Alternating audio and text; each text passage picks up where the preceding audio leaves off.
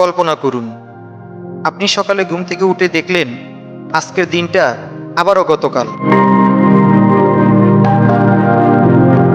অথবা হঠাৎই আপনি 50 বছর ভবিষ্যতে গিয়ে পড়লেন।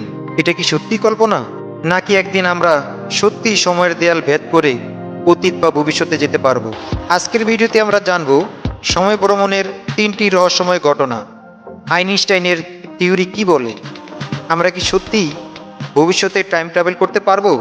বছরের পর বছর কিছু একটা ঘটেছে যা মানুষকে ভাবিয়ে তুলেছে। সময় ভ্রমণ কি আসলেই সম্ভব? 1928 সালে চার্লি চ্যাপলিনের সিনেমা দি সার্কাসের শট। এই ফুটেজে একজন মহিলা দেখা যায় যার কানে কিছু একটা ধরার ভঙ্গি দেখে মনে হচ্ছে সে মোবাইলে কথা বলছে, কিন্তু তখন তো মোবাইল ছিল না। তাহলে সে কি ভবিষ্যৎ থেকে এসেছিল? এটি 1941 সালের একটি ছবি। এখানে সবাই পুরনো স্টাইলের পোশাক পরা, কিন্তু একজন ব্যক্তির পোশাক দেখে মনে হয় সে ভবিষ্যৎ থেকে এসেছে।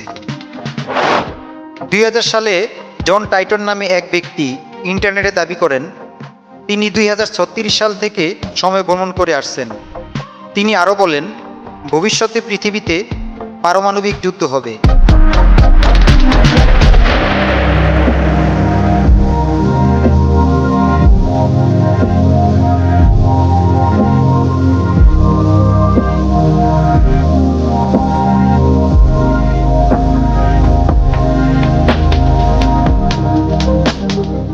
কিন্তু কিছুকাল পরেই সে রহস্যময়ভাবে গায়েব হয়ে যায়।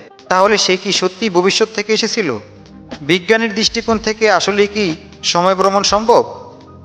বিজ্ঞানী আইনস্টাইন বলেছিলেন সময় একেবারে স্থির নয়, বরং এটি নমনীয়। তার আপেক্ষিকতার তত্ত্ব অনুসারে যদি কেউ আলোর গতির কাছাকাছি গতিতে ভ্রমণ করে তাহলে তার জন্য সময় ধীর গতিতে চলবে, অর্থাৎ সে ভবিষ্যতে চলে যাবে। একটি উদাহরণ দেওয়া যাক। ধরো এক জোড়া যমজ ভাইয়ের একজন আলোর গতির 99% গতিতে মহাকাশে পাড়ি জমালো। 20 বছর পর যখন সে পৃথিবীতে ফিরে এলো, সে দেখবে তার ভাই এখন বৃদ্ধ হয়ে গেছে, কিন্তু সে এখনো তরুণ। এটাকেই বলে টাইম ডাইলেশন।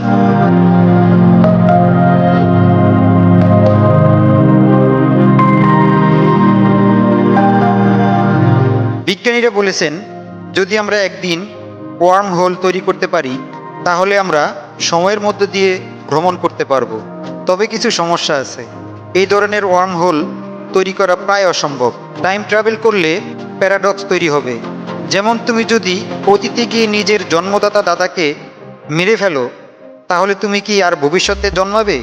সময় ভ্রমণ কি সত্যি কল্পবিজ্ঞান, নাকি ভবিষ্যতে আমরা সত্যি অতীতে কিংবা ভবিষ্যতে যেতে পারবো? বিজ্ঞানীরা এর উত্তর খুঁজছেন, কিন্তু সত্যটা হয়তো ভবিষ্যতেই বলে দেবে। আপনার কি মতামত? আপনি যদি সময় ভ্রমণ করতে পারতেন তাহলে কোন যুগে যেতে চাইতেন? কমেন্টে জানিয়ে দিন।